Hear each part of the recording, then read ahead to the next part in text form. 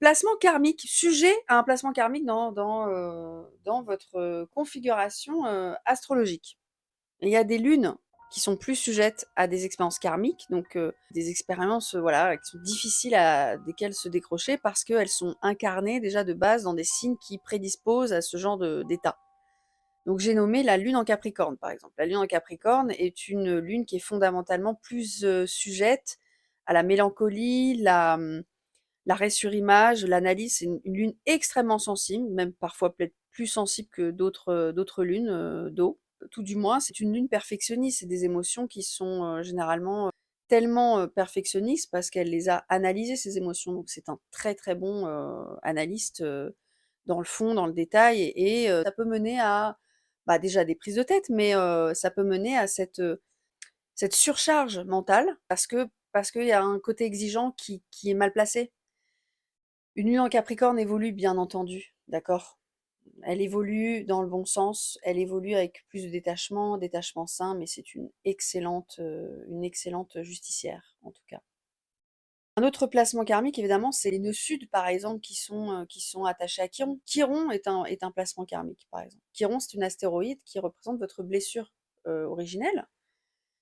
Et donc, c'est votre guérisseur à la fois et c'est votre blessure à la fois. Donc, selon la maison dans laquelle, elle est placée dans votre thème, Chiron va jouer un rôle, bah, un petit peu, lourd de sens parce qu'il s'agit il s'agit de votre blessure originelle. Donc ça c'est à la fois votre antidote et votre poison.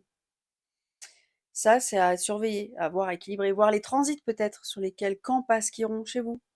Quelle est l'origine de votre chiron?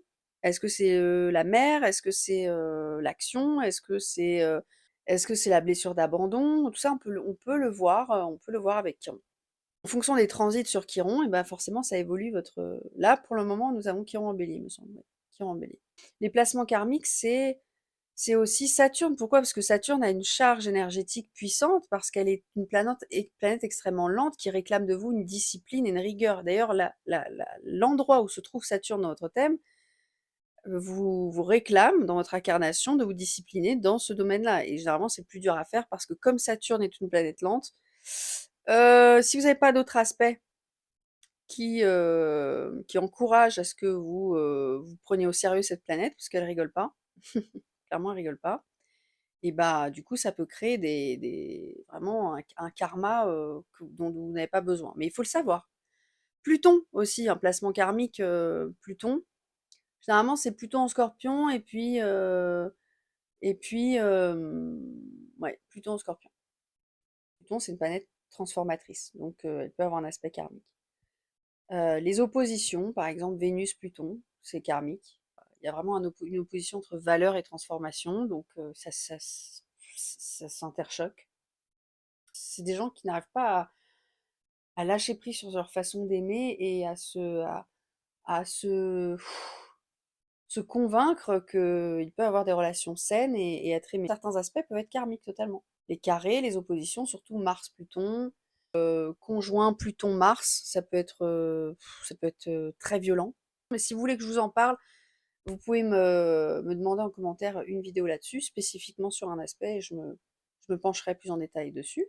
Vous décidez quand vous êtes le leader ou si vous fuyez devant le danger. Mais plus vous allez fuir devant ce que vous devez comprendre dans votre vie, et plus vous allez créer du karma. Je dis ça, je dis rien, mais c'est la vérité. Je vous embrasse, restez positif. Vous avez le pouvoir de changer les choses dans votre vie.